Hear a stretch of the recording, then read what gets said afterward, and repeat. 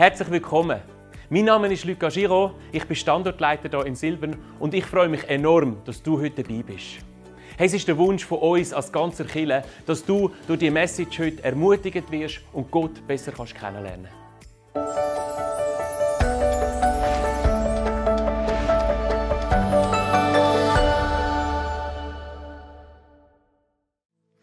Ja, manchmal geht es noch schneller, dass man wieder zurückkommt. In der Ferie hat der Alex angerufen. Du, ich habe gemerkt, ich bin gar nicht da, könntest du kommen? Ja gut, hat sich gerade ergeben. Wir hatten gestern in Schaffhausen so eine Worship Night gehabt und durch das heute gerade kein Gottesdienst. Und dann hat sich das gerade gut ergeben. Ja, jetzt bin ich wieder da. Danke. Ja, super. Jesus, der beste Freund. Es ist ja wichtig, dass wir Freunde haben, dass wir Beziehungen haben, dass wir näher zusammen sind und dass ja nicht nur jetzt geistlich zu Jesus, sondern eben auch ganz rein menschlich, dass wir da unterwegs sind. Und da ist natürlich Gemeinde optimal, wenn man in einer Gemeinde sein kann. Ich tue da mal symbolisch das ein bisschen Kille malen. Ja. Und jetzt hat es ja in dieser Kille drin Menschen. Und jetzt können wir, wenn wir miteinander da mit Jesus unterwegs sind, können wir Freundschaften bauen. Also das ist schon noch praktisch, was Gott uns da gibt, dass er uns eben nicht gerade alleine umeinander stehen lässt, sondern wenn ich da irgendwie dazukomme, kann ich jetzt da Menschen kennenlernen und dann sage ich vielleicht, ja, mit dieser Person irgendwie eine Freundschaft bauen. Und Freundschaften, das ist etwas ganz, ganz Wichtiges. Weil dort, wo ich in der Freundschaft drin lebe, dort ist es mir wohl. Weil der andere, der kennt ja sowieso meine Ecken und Kanten und umgekehrt, ich kenne auch seine. Und wenn man dann aber jetzt offen darüber reden kann, ja, wir haben unsere Herausforderungen, dann wird das so spannungsfrei, weil man weiss, wir sind miteinander unterwegs und dann hilft das. Oder wenn man so etwas spielen muss, ich bin der Heilige und so und man ist ja doch nicht ganz, das ist dann eher stressig. Und darum in der Gemeinde, da findet man Leute, die ähnlich aufgeleistet sind, wie man selber, so können wir Freundschaften bauen. Und so können wir uns natürlich auch überlegen, ja, was ist denn eigentlich Jesus für dich? Wie ist Jesus? Ja, ist Jesus jetzt auch so ein Freund für mich? Oder ist Jesus vielleicht mehr so ein bisschen wie ein Geschwisterchen, Bruder, Schwester? Oder ist Jesus mehr so ein bisschen wie die Eltern? Oder ist er einfach der Diener für mich? Oder ist Jesus mehr der Herrscher, der da ist? Ist ja nicht richtig und falsch, sondern was ist Jesus für dich? Jesus hat ja verschiedene Aspekte. Jesus ist für uns da. Deborah hat das mal in einem Kinderlager, wo ich dabei war, so gesagt, Jesus ist dein bester Freund. Und ich finde das noch eine coole Aussage, weil das kann das Kind irgendwie nachvollziehen. Jetzt die Aussage, Jesus ist der beste Freund, steht so aber nicht in der Bibel drin. Und darum ist es noch schwierig, ja, wie mache ich jetzt mit dem Thema einen Text dann? Gut, der Alex hat mir den Text aus dem Hebräer 4 gegeben, schauen wir jetzt natürlich an und dann probieren wir die Kombination zu machen zwischen dem Thema, Jesus ist der beste Freund und eben dem Hebräerbrieftext. Ja, der Hebräerbrief, das ist ja eigentlich der schwierigste biblische Text überhaupt, den wir haben. Weil der Hebräerbrief, der baut so auf dem Alten Testament auf und erklärt, wie man das dort auslegen sollte. Und wenn man den Hebräerbrief will verstehen, muss man auch das Alte Testament verstehen. Und darum ist das da so ein bisschen kompliziert. Jetzt schauen wir mal, wie das dann dort eigentlich war. Oder im Alten Testament hat man ja das Gesetz von Mose gehabt. Man hat für alles Mögliche müssen Opfer bringen. Wenn man selber eine Sünde gemacht hat, dann hat man ein Opfertier müssen schlachten. Respektive, man hat das zum Priester gebracht. Sagen wir da, das ist da der Priester. Und der hat dann für einen das Opfer dann eben entsprechend gebracht.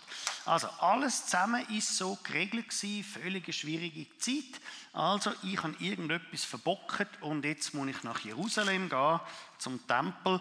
Und in dem Tempel, dort auf dem Brandopferaltar, wird dann die Sühne dann geschaffen, dann kann ich wieder vor Gott leben. So, das ist mal die Situation, die Leute sind von dem her geprägt gewesen. Und jetzt hat es da, und das müssen wir wegen dem Text, den wir dann anschauen, auch noch einfügen, es hat noch so einen Chef gegeben. Der Chef von all diesen Priestern, das ist der sogenannte Hohepriester gewesen. Machen wir dem mal noch ein schönes Kleid an. Also das ist so der Leiter von denen gewesen, der Hohepriester. Und der Hohepriester hat einmal im Jahr eine ganz spezielle Aufgabe gehabt. Er hat nämlich Sühne für das ganze Volk müssen schaffen. Er ist also da ins Heiligtum rein. Und wenn wir jetzt das Heiligtum mal von oben her anschauen, dann sieht das etwa so aus. Also ein Drittel, im hinteren Teil ein Drittel, dort ist das Allerheiligste gewesen, und dort ist dann die Bundeslade von Gott drin gewesen. Und jetzt einmal im Jahr hat der Hohepriester dann ein Tier geschlachtet, ist mit dem Blut ins Heiligtum hineingegangen, ins Allerheiligste, und hat dort dann Sühne geschaffen, damit alle Sünden von der Vergangenheit, vom letzten Jahr, dann wieder ausputzt sind. So, das ist so ganz grob der Hintergrund. Und jetzt möchte ich mit euch den Text anschauen aus dem Hebräer 4, dort ab dem Vers 14. Was heißt das jetzt für uns? Weil wir denn einen großen Hohenpriester haben, Jesus, den Sohn Gottes, der die Himmel durchschritten hat, so lasst uns festhalten an dem Bekenntnis. Ja gut, das ist jetzt eben Hebräerbrief, jetzt muss man da zuerst hören. Also lasst uns festhalten an dem Bekenntnis. Warum muss das der Schreiber sagen? Ja, weil es offenbar Christen gegeben hat, die eben nicht mehr festgehalten haben an dem Bekenntnis. Jetzt müssen wir da ein bisschen den Hintergrund verstehen. Wenn ein Jude damals, der sich gewöhnt war, dass man immer wieder die Opferungen bringen muss, plötzlich die Opferungen nicht mehr bringt, weil man ihm jetzt sagt, schau, Jesus ist für dich gestorben und Jesus hat stellvertretend die Sünde auf sich genommen, du musst nicht mehr opfern. Ja, wie ist das für einen Jude? Ja, das kann gar nicht sein. Okay, ich glaube zwar an Jesus, tun aber trotzdem noch opfern, damit auf Nummer sicher, oder? Und dann hat es so Juden gegeben, die haben sich dann ein bisschen zurückgenommen. Sie glauben zwar, das Bekenntnis ist zwar da, aber sie haben nicht mehr wirklich daran festgehalten. Das ist so das eine gewesen. Im Hebräer 10,25 steht sogar, dass einige Versammlungen dann nicht mehr besucht haben. Warum nicht? Weil die neronische Christenverfolgung ist dann gekommen im Jahr 64 nach Christus. Kaiser Nero, der hat dann Christen verfolgt, und das hat mit sich gebracht, dass Christen gesagt haben, ich gehe lieber nicht mehr in den Gottesdienst, sonst werde ich auch noch verfolgt. Und der Hebräerbrief, das ist so ein Brief etwa im Jahr 68, also das ist voll in dieser Zeit drin. Und jetzt kommt der Hebräerbriefschreiber und sagt, heb fest an dem Bekenntnis. So wie es du gehört hast, so ist es. Du darfst voll und ganz an Jesus festhalten. Und jetzt wird das begründet. Oder jetzt haben wir da gelesen, weil wir denn einen großen Hohenpriester haben. Oder die Juden im Alten Testament, die haben den damaligen Hohenpriester gehabt. Und jetzt sagt uns aber der Text, wir als Christen haben auch einen Hohenpriester. Das ist nämlich Jesus. Jesus ist unser Hohenpriester. Also so wie das im Alten Testament ist, wird jetzt Brücke auf die heutige Zeit gemacht. Aha, wir haben also auch einen Hohenpriester. Und was macht jetzt der? Hohenpriester, und dann heißt es da, der die Himmel durchschritten hat. Da hat also jetzt offenbar Jesus irgendetwas gemacht. Er hat den Himmel durchschritten. Na gut, jetzt muss man sich überlegen, warum soll ich am Bekenntnis festhalten, nur weil Jesus der Hohepriester ist, der den Himmel durchschritten hat. Macht überhaupt keinen Sinn. Was soll das Ganze? Jetzt müssen wir ein bisschen weiterlesen, weil dann merken wir, was da der Zusammenhang ist. Hebräer 4, Vers 15. Denn, jetzt kommt die Erklärung. Wir haben nicht einen Hohenpriester, der nicht könnte mitleiden mit unserer Schwachheit, sondern der versucht worden ist in allem, wie wir, doch ohne Sünde. Ja, da werden wir Christen ja beschrieben. Wie werden wir da beschrieben? Sind wir da die grossen Helden, die da locker vom Hocker durch den Glauben durchgehen, alles ist möglich durch Jesus? Das wird da ganz anders beschrieben. Die leiden, und er spricht ja von unserer Schwachheit. Aha, das ist auch ein Aspekt der Christen. Christen leiden. Christen sind manchmal schwach. Oder wird gesagt, jetzt sind Power vorwärts. Ja, manchmal haben wir eine Glaubenskrise. Ja, dann geht gar nicht. Und jetzt bin ich da am Betten und Gott erhört mein Gebet nicht. Ja, dann geht es uns eher so, wie es da steht. Oder? Manchmal ist einfach nicht so der Pfupf da, wie wir es eigentlich wollen, sondern da ist vielleicht eher eine Spirale nach oben. Es geht nicht, ich fokussiere mich aufs Negative, es wird immer noch negativer. Gott, warum greifst du eigentlich nicht ein? Ja, das ist die Situation. Und jetzt sagt da der Text, wir haben einen Hohepriester, der eben mitleiden kann. Ein Hohepriester, der das eben kennt. Also Jesus ist nicht der sagt, hey, also von dir hätte ich jetzt schon ein bisschen mehr erwartet. Hey, also ich meine Pastor oder so. Also, nein. Gott sagt, das ist normal. Wir haben manchmal eine Krise. Wir sehen nicht alles. Wir sind manchmal schwach im Glauben. Und weil jetzt Jesus uns versteht, darum können wir an ihm festhalten. Also Jesus ist nicht der kritisiert. Ich hätte schon ein bisschen mehr erwartet. Sondern Jesus ist der weiss, ja, wir sind Menschen. Das Innere im Herz drin ist zwar erneuert als Christ, aber aussendurch sind wir immer noch im Fleisch. Das heisst in der alten Natur. Und darum fallen wir immer wieder mal neu die Sünde. Wir scheitern immer einmal und das weiss Jesus. Und jetzt tut er uns aber deswegen nicht verurteilen. Sondern es heisst, sondern der versucht worden ist in allem wie wir. Einfach ohne Sünde. Jesus hat auch Anfechtungen erlitten. Wo hat denn Jesus Anfechtungen gehabt? Ja gut, dort ganz am Anfang vom Dienst war er 40 Tage in der Wüste gewesen. Dort hat er ganz grosse Anfechtungen erlebt. Aber auch am Ende vom Dienst, wo er dann betet im Garten Gethsemane, Gott gibt es nicht nur eine andere Möglichkeit, wie der Heilsplan kann umgesetzt werden. Und Gott sagt nein. Und dann hat Jesus gesagt, okay, dein Wille geschieht. Ja, das sind Kämpfe gewesen. Jesus hat Blut geschwitzt im Garten Gethsemane.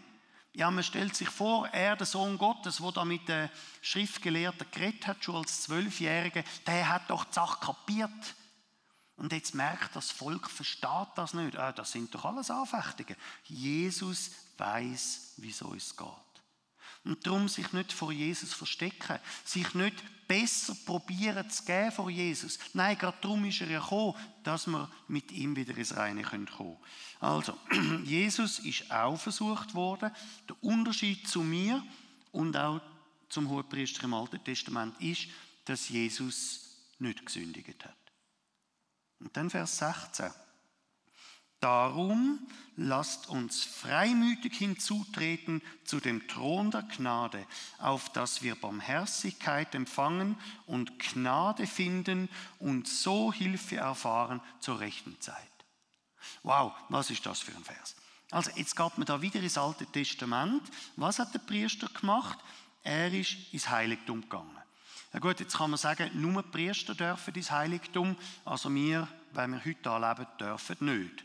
Aber wenn jemand an Jesus glaubt, dann gehören wir von dem Zeitpunkt an zum königlichen Priestertum. So steht es im 1. Petrus 2, Vers 9. Das heisst, wenn wir an Jesus glauben, haben wir auch Zugang ins Heiligtum. Jetzt ist da nur der Vorhang, aber die Bibel zeigt uns, wo Jesus gestorben ist der Vorhang verrissen. Und darum haben wir jetzt als Gläubige direkt Zugang da ins Allerheiligste in die Gegenwart Gottes hinein. Und das nimmt jetzt da der Hebräerbriefschreiber auf, wo er sagt, hey, komm zu Jesus auf geistlicher Ebene. Also nicht äußerlich, das haben wir nicht mehr, aber geistlich. Wir sollen zu Jesus kommen, lasst uns freimütig hinzutreten zu dem Thron der Gnade. Ja, warum muss er das schreiben? Weil Christen manchmal nicht so freimütig sind, nicht so den Mut haben, wirklich das zu machen, weil man sich sagt, ich bin ja gar nicht so heilig.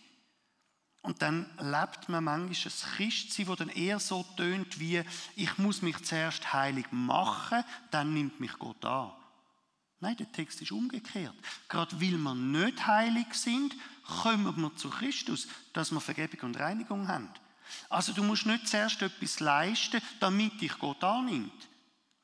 Ja, dann müssten wir gar nicht mehr zu Jesus kommen, wenn wir sowieso 100% heilig könnten sein. Nein, gerade weil wir nicht heilig sind, darum kommen wir zu Jesus.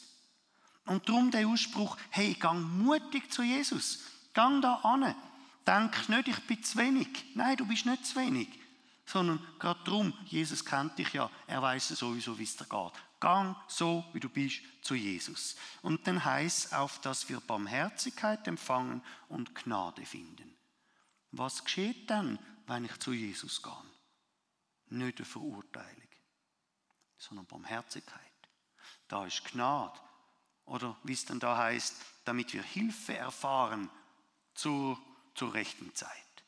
Also, wenn wir Hilfe brauchen, wenn wir eben gerade in der Glaubenskrise sind, wenn wir eben gerade nicht mehr festhalten am Bekenntnis, wie wir es im Vers 14 gelesen haben, dann eben zu Jesus gehen. Dort ist Hilfe. Dort ist Barmherzigkeit, dort ist Gnade. Spiel nicht etwas vor, spiel erst recht nicht etwas vor Jesus, dass du denkst, wenn ich gut bin, dann nimmt mich Gott an. Nein, er ist ja Hohepriester. Er nimmt uns an, weil wir eben gerade sündig sind und für das ist er da. Das ist ja gerade seine Aufgabe. Und jetzt wird es da ab Kapitel 5, 1 noch genauer beschrieben. Ja, was ist jetzt da der ganze Zusammenhang? 5,1: Denn jeder Hohenpriester, der von den Menschen genommen wird, der wird eingesetzt für die Menschen zum Dienst vor Gott, damit er Gaben und Opfer bringe für die Sünden. Wozu ist der Hohepriester da oder allgemein Priester? Für die Sünde der Menschen. Ja, für das ist er da. Also nicht, jetzt tue ich den Priester belasten, jetzt muss der für mich noch da sein. Nein, genau dazu ist er da. Darum hat Gott Priester gesetzt, dass wir eben den Zugang zu Gott haben können. Und jetzt steht da, der Hohepriester da wird von den Menschen genommen. Das heisst, das ist nicht einfach ein super Mensch, der es 100% heilig schafft und dann zu dem können wir gehen, sondern das ist ein Mensch wie mir. Auch der hat Sünde. Und darum hat er, wenn er ins Allerheiligste gegangen ist, einmal im Jahr, zuerst für sich selber müssen opfern und erst dann, in der zweiten Runde, hat er dann die Sünde vom Volk können. Das heisst, der Hohepriester, der kennt uns. Der weiß, wie es ist. Der weiß, dass Glaubensleben manchmal sehr, sehr schwierig ist. Also, so ist der Hohepriester eingesetzt. Vers 2. Er kann mitfühlen mit denen, die unwissend sind und irren, weil er auch selbst Schwachheit an sich trägt. Aha. Wenn der Hohepriester mit mir mitfühlen kann und das jetzt einen ist, der sagt, unwissend und irrend, dann redet ja der Text davon, dass wir als Christen manchmal irrend sind. Dass wir die Sache einfach nicht sehen. Dass wir manchmal unwissend sind. Gott, ich verstehe dich nicht. Ja, das ist normal. Es ist normal, dass wir als Christen Gott manchmal nicht verstehen. So steht es da. Und dann heisst es noch, weil er auch selbst Schwachheit an sich trägt. Ja, das ist ja ein Mensch. Folglich ist es normal, dass wir auch manchmal schwach sind. Oder wir probieren es vor den Menschen zu spielen. Ich bin gross, ich bin stark, ich habe es im Griff. Das ist doch nicht. Das ist doch nicht die Realität. Sondern wir haben Zeiten, wo wir merken, wow, da ist der Schub Gottes da. Und wir haben eben Zeiten, da fühlen wir uns schwach. Sind vielleicht krank, was auch immer gerade eben da ist.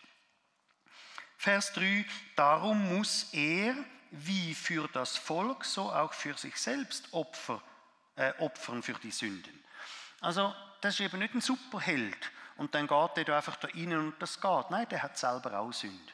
Der Hohepriester kennt mich. Und jetzt merken wir, Jesus kennt auch mich. Jesus ist unser bester Freund. Jesus ist der weiss, was in mir abgeht. Und dort, wo ich eine Krise habe und dort, wo es runtergeht und dort, wo die Gebete nicht erhört werden, er weiss, wie es mir geht.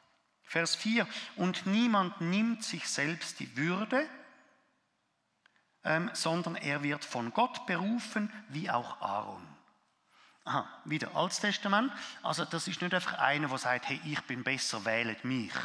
Nein, der Hohepriester ist von Gott eingesetzt. Gott hat sein Volk erwählt, Israel. Und innerhalb Israel hat er gesagt, der Stamm Levi. Und innerhalb dem Stamm Levi hat er gesagt, der Aaron und seine Nachkommen. Das heisst, der Hohepriester ist von Gott eingesetzt und darum macht er den Dienst, aber nicht, weil er selber heiliger ist als die anderen, sondern weil es eine Berufung ist. So, und jetzt, Vers 5, wird der Switch gemacht vom Alten Testament jetzt hin zu Jesus. Vers 5. So hat auch Christus sich selbst nicht die Ehre beigelegt, Hohenpriester zu werden, sondern der zu ihm gesagt hat, und jetzt kommt ein Zitat aus dem Psalm 2, Vers 7, du bist mein Sohn, heute habe ich dich gezeugt. Ja, also, was ist jetzt? Der ist eingesetzt worden von Gott und jetzt steht da, auch Jesus ist eingesetzt worden. Und das wird jetzt unterstrichen mit Psalm 2, Vers 7. Heute habe ich dich gezeugt. Also wann ist Jesus als Hohepriester eingesetzt worden? Gezeugt, Maria, Heiliger Geist, okay, das würden wir dort verorten. Aber das macht jetzt irgendwo keinen Sinn. Der gleiche Psalm 2, Vers 7 wird auch in der Apostelgeschichte 13,33 erwähnt. Und dort wird das Gezeugtsein auf Ostern bezogen. Aha, was ist an Ostern passiert? Da muss also etwas gewesen sein. Ostern, das ist in dem Moment, wo Jesus da zuerst im Grab war. Sagen wir, das ist das Grab. Und bevor Ostern war, ist ja Karfreitag. Da am Karfreitag ist Jesus am Kreuz gestorben. Am Karfreitag hat Jesus die Schuld der ganzen Menschheit auf sich geladen. Da ist Jesus stellvertretend für die Menschheit gestorben. Er hat da die Schuld, Grundlage geschaffen, dass wir unsere Sünden Jesus abgeben können. Er ist gestorben, er ist so mit im Grab gewesen. Und dann am 3. Tag, an Ostern, ist Jesus auferstanden. Jetzt ist der Heilige Geist in ihn hineingekommen und in dem Moment, wo er wieder lebendig wird, wird er damit durch den Heiligen Geist gesalbt und durch die Salbung eingesetzt als Hohepriester. Jetzt ist das passiert, was im Alten Testament mit dem Aaron war. An Ostern ist Jesus eingesetzt worden als Hohepriester. Und jetzt haben wir es im 4,14 schon gelesen, dann hat er den Himmel durchschritten. Ja, wohin ist denn Jesus gegangen, nachdem er auferstanden ist? Er ist zum Vater im Himmel gegangen. Zum Thron Gottes. Und was hat er jetzt dort gemacht? Dort hat Jesus genau das Gleiche gemacht, was der Hohepriester im Alten Testament gemacht hat. Der ist mit Blut vom Tier hineingegangen und hat da Sühne geschaffen. Und genau das hat Jesus an Ostern gemacht. Er hat den Himmel durchschritten, aber mit welchem Blut? Mit dem Blut, das er da am Kreuz vergossen hat. Er hat sein eigenes Blut gelassen. Und im Blut ist das Leben. Er hat sein Leben gelassen. Jetzt geht Jesus zum Vater und sagt, Vater, das ist mein Blut. Das ist das Zeichen vom Leben, das ich gegeben habe. Ich bin stellvertretend für die Menschen gestorben. Und jetzt hat der Vater im Himmel reagiert. Im 2. Korinther 5, Vers 18 steht, dass jetzt Gott die Welt mit sich selber versöhnt hat. Und das heißt jetzt für uns, dass wir sagen können, wow, dann brauche ich das, dann möchte ich das. Ich brauche Vergebung von meiner Schuld. Und das bedeutet jetzt, dass zu all diesen Menschen da in der Gemeinde eben die Verbindung besteht. Jesus ist der, der eben Gnade gibt am Thron, der barmherzig ist, wo wir Vergebung bekommen können. Wenn ein Mensch sagt, das will ich möchte mit dir gehen, dann findet ein Tausch statt. Wir geben unsere Schuld Jesus und er trägt das. Und umgekehrt wird seine Unschuld uns angerechnet und somit haben wir eben die Verbindung. Wow, das ist die Botschaft von Gott. Warum darf ich also und soll ich auch festhalten am Bekenntnis? Nicht, weil ich selber so gut bin und es dann vielleicht schafft, zu Gott zu kommen, sondern wir dürfen darum zu Gott kommen, weil er unsere Gerechtigkeit ist. Er hat vergeben. Meine Ungerechtigkeit habe ich Jesus gegeben und er hat mir seine Gerechtigkeit, also seine Unschuld gegeben. Ich kann darum vor Gott bestehen, weil er für mich gestorben ist, nicht weil ich selber gut bin. Und darum sagt der Hebräerbrief, darum komm doch. Du musst nicht zuerst etwas leisten, damit du vor Gott angenommen bist, sondern weil Gott dich errettet hat, weil Gott deine Gerechtigkeit ist, darum kannst du zu ihm kommen. Du wirst nicht ausgestoßen. Auch wenn viele Sachen noch nicht perfekt sind, das ist ja eben gerade die perfekte Botschaft. Es wird dann unterstrichen im Vers 6, wie er auch an anderer Stelle spricht. Jetzt kommt noch ein Zitat aus Psalm 110. Du bist ein Priester in Ewigkeit nach der Ordnung von Melchisedek. Aha, du bist ein Priester, also er ist da eingesetzt worden. Wie lang ist Jesus Priester, also Hohepriester? Der Aaron und seine Nachkommen, die sind einfach so lange Priester gewesen, bis sie gestorben sind. Jesus ist Priester in Ewigkeit. Wow, das Opfer, das Jesus gebracht hat, muss man nicht wiederholen. Das ist vollkommen ein für alle Mal, und zwar nach der Ordnung Melchisedeks. Melchisedek, das ist ein Priester gewesen. 1. Mose 14 redet davon. Der Abraham hat ihm den Zehnten gebracht und möglicherweise, große Wahrscheinlichkeit sogar, ist der Melchisedek Jesus selber gewesen.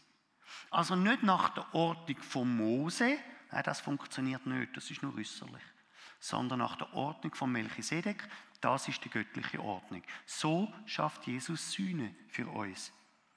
So, und jetzt wird das noch auf uns bezogen. Vers 7. Und er hat in den Tagen seines irdischen Lebens, also wo Jesus da war, vor 2000 Jahren, er war etwa 30 gewesen, vielleicht auch 32, bis er mit seinem Dienst angefangen hat und dann etwa 3 Jahre später ist er gestorben. Jetzt redet er von dieser Zeit. Er hat in den Tagen seines irdischen Lebens Bitten und Flehen mit lautem Schreien und mit Tränen vor dem gebracht, der ihn aus dem Tode erretten konnte. Und er ist erhört worden, weil er Gott in Ehren hielt. Aha. Man hat ja gesehen, der Hohepriester versteht uns, weil er selber Mensch ist. Wie gut versteht uns Jesus? Oder wenn wir so das Bild von Jesus haben, das ist so der Superman. Oder der kann so übers Wasser flitzen und der kann Pung, Poing machen und alles ist da. Ja, da drin steht Bitten und Flehen. Kennen wir das? Von uns selber? Ja, das Christsein ist manchmal Bitten und Flehen und ich komme nicht raus und Gott hilft doch endlich und warum geht es nicht? Und jetzt steht da, ja, das hat Jesus auch gehabt. Jesus hat viele Sachen, haben die Mühe bereitet. Oder im Johannes 2 lesen wir davon, dass er den Tempel ausräumen musste, weil da die Leute einfach so dermaßen daneben waren. Die Pharisäer, die es hätten sollen wissen, haben es nicht kapiert. Jesus leidet darunter. Bitten und Flehen. Und dann heisst es da, unter Schreien und Tränen. Ja, könnte es sein, dass das Leben von Jesus sogar noch schwieriger war als unseres? Und dann merkt man plötzlich, warum können wir zu Jesus gehen? Weil Jesus uns versteht. Das gehört zum Christsein dazu. Oder die Schmerzen, die wir haben. Wir wollen gerne Jesus kennenlernen, aber nur in der Herrlichkeit. Ja, da steht, Bitten, Flehen, Schreien, Tränen. Das ist auch Jesus. Und wenn wir ihm ähnlich werden, dann merkt man, das gehört offenbar zum Christsein dazu. Und darum sagt ja der Text, haltet fest am Bekenntnis. Darum sagt ja der Text, kommt zu mir. Ja, genau darum. Weil es normal ist, dass wir Situationen haben, wo wir es tragen, wo wir es nicht kapieren, wo wir scheitern, wo wir in der Sünde sind. Wir wollen gar nicht, es geht nicht. Ja, Jesus sagt, ja, das ist der Alltag. So, jetzt haben wir manchmal das Glaubenshigh, wir haben manchmal auch das Glaubenstief. Ja, jetzt zu Jesus, jetzt zu Jesus. Vers 8. So hat er, obwohl er der Sohn Gottes war, doch an dem, was er litt, Gehorsam gelernt. Also, in dem, was er litt, Jesus hat gelitten. Und zwar nicht nur am Schluss, wo er gemartert worden ist, sondern das Leben auf dieser Erde, und von dem redet er ja, ist für Jesus manchmal auch schwierig gewesen. Und jetzt merkt man, Jesus versteht uns. Wir leiden manchmal auch. Wir haben auch unsere Schmerzen, in welcher Form auch immer. Ja, und Jesus kennt es. Und jetzt heisst es da, in dem, wo Jesus gelitten hat, hat er Gehorsam gelernt. Ja, wieso muss Jesus Gehorsam lernen? Aber es war eben auch für Jesus gewesen, immer wieder eine Stufe mehr, neu wieder der nächsten Herausforderung Ja zu sagen. Ja, auch diese Stufe nehme ich. Und wo die Leute ihn abgelehnt haben, dass er wieder neu Gehorsam gelernt hat, auf dem Weg zu sein, jawohl, Vater, ich nehme das an, ich gehe nicht weiter. Jesus hat sich auch entwickelt. Hey, und das ist jetzt die Message für uns. Gott entwickelt uns. Und wie macht er das? Jesus hat manchmal gelitten. Das waren Schmerzen und nicht nur am Schluss. Könnte es denn allenfalls sein, dass Jesus uns so entwickelt, dass wir auch Schmerzen haben und das eben gerade die Entwicklung ist? Oder wenn wir jetzt sagen würden, wer möchte ein reifer Christ sein? Dann würden wir alle sagen, ja, ich, reifer Christ. Wer möchte die Vollmacht Gottes mehr leben? Ja, ich. Wer möchte sich entwickeln lassen von Gott? Ja, da sind wir sofort dabei, oder? Wer möchte mehr gebraucht werden von Gott? Ja, ich. Ja, wie macht denn Gott das? Oder wenn wir reif sein wollen, wenn wir entwickelt werden wollen, dann braucht es Veränderung. So, und das wollen wir nicht. Schwierig fürs Gehirn umzustellen. Nein, ich bleibe im Weg, wo ich bin. Das sind die Automatismen, das ist doch besser. Das heisst, wie bringt uns Gott dazu, dass er uns verändern kann? Es braucht Veränderung. Und Veränderung ist Schmerz. Und jetzt merkt man, wie macht das Gott, dass wir den Veränderungsschmerz machen, indem er uns in Situationen hineinstellt, wo der Grundschmerz eben grösser ist. Oder dort, wo die Kündigung kommt, dort fange ich mir an zu überlegen, wie geht es eigentlich? Müsste man vielleicht etwas anderes machen? Wenn es einfach läuft, dann laufe ich einfach weiter. Und wenn du jetzt in deinem Leben zurückschaust, wo bist du wirklich verändert worden, dann sind es die Momente, die schwierig sind. Und dann sagst du, ich möchte nicht mehr in die Situation zurück. Aber das war die Phase, wo Gott mich einen Schritt weitergebracht hat. Und jetzt merkt man, das war bei Jesus ja auch schon so gewesen. Er hat gelitten, er hat Schmerz gehabt, er hat gebetet, er hat gerungen. Und er hat Gehorsam gelernt und ist in dem hineingewachsen. Und so merken wir für uns, Schmerzen, das ist nicht einfach die Situation, das sagen Gott, das ist nicht da, Gott ist weg. Und dann schimpfen wir noch, dass Gott das macht. Nein, Schmerz ist mit ein Weg, damit ich eben den Veränderungsschmerz ertragen kann. Manchmal muss der Grunddruck grösser sein, als dass ich eben sonst blockiere, ich möchte mich nicht verändern. Und jetzt merkt man, das ist ja Sagen. So wie Jesus sich entwickelt hat, so nimmt er uns auch mit. Aber das heisst manchmal halt eben auch Schmerz. Vers 9. Und da er vollendet war, ist er für alle, die ihm gehorsam sind, der Urheber der ewigen Rettung geworden, von Gott genannt ein Hohenpriester nach der Ordnung von Melchisedek. Also, das ist wieder die Ordnung, also nicht Mose, sondern Melchisedek. Jetzt der Urheber der ewigen Rettung. Hey, wenn du gerettet bist, darfst du Heilsgewissheit haben. Dann darfst du wissen, ich bin drum gerettet, weil dir Verbindung jetzt eben besteht. Weil Gott selber, Jesus, deine Gerechtigkeit ist. Und darum ist das eben eine ewige Rettung. Da musst du nicht Angst haben, jetzt lange es nicht, ich habe zu wenig geleistet, ich bin ein schlechter Christ. Nein, du bist angenommen, weil Jesus deine Gerechtigkeit ist. Und jetzt heisst es, für die ihm gehorsam sind. Das ist der Glaubensgehorsam. Wenn ein Mensch sagt, jawohl, ich will den Weg mit dir gehen, in dem Moment bist du gerettet. In dem Moment bist du in dieser Verbindung. In dem Moment ist eben die Gerechtigkeit da und dann wirkt all das, was Jesus für dich gemacht hat, wirkt dann auf dich. Und darum verzweifle nicht, wenn du das Gefühl hast, bei mir läuft es nicht immer rund im Glaubensleben. Hey, das ist ganz normal. Jesus hat die Kämpfe auch gehabt. Aber gerade darum komm zu ihm. Dort beim Gnadenthron. Dort, wo wir zu ihm gehen können, dort ist, haben wir gelesen, Barmherzigkeit, dort ist Gnade und dort ist Hilfe. Du nicht zuerst dich heilig machen, um zu Gott zu kommen, sondern komm so, wie du bist und Gott macht dich heilig. Das ist seine Message. Merkt man, dass Jesus der gute Hirte ist? Der gute Freund ist, der mit uns geht, auch wenn der Begriff Freund so nicht in dem Text vorkommt. Der Hebräerbrief tut das eben sehr gut umschreiben. Er ist der Freund.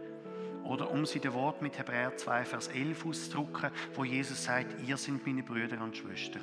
Hey, so gut. Ganz auf der gleichen Ebene. Er kommt so runter zu uns Menschen, dass er sogar im Fleisch, also in der anfechtenden Natur gekommen ist, wie das im Johannes 1,14 steht. Jesus kennt dich. Jesus versteht dich. Und darum klammern wir dich bei ihm an und du nicht selber probieren, etwas zu erkämpfen. Das geht nicht. Hey, lasst uns beten. Und lasst uns hören. Was sagt mir der Heilige Geist? Was bedeutet die Message da vom Hebräerbrief für mich? Und wo darf ich auch mit grosser Zuversicht loslassen und am Bekenntnis an Gott festhalten, auch wenn es gerade mal nicht läuft? Vater im Himmel, du bist echt wunderbar. Danke für den grandiosen Heilsplan, den du da aufdeckst. Danke, Jesus, dass du unser Hohepriester bist. Danke, hast du Sühne geschaffen. Danke, dürfen wir tief drin wissen, wir sind gerettet, weil du unsere Gerechtigkeit bist. Danke für die Entlastung. Danke, hast du selber gelitten. Und so möchte ich es dir ähnlich tun, dass wenn ich muss leiden, wenn ich in schwierigen Situationen bin, wenn ich Schmerz habe und nicht durchgesehen, dann an dir festhalten. Danke, Jesus, entwickelst du mich sogar gerade durch die schwierigen Zeiten durch, dass ich wieder zurückschauen und sagen, wow, du hast etwas da. Ich danke dir für die Phase. Danke, Schmerz für dich nicht Abwesenheit versagen, sondern gerade dort bist du drin und gerade dort dürfen wir zu dir kommen, weil du barmherzig, gnädig und hilfreich bist. Vielen, vielen Dank.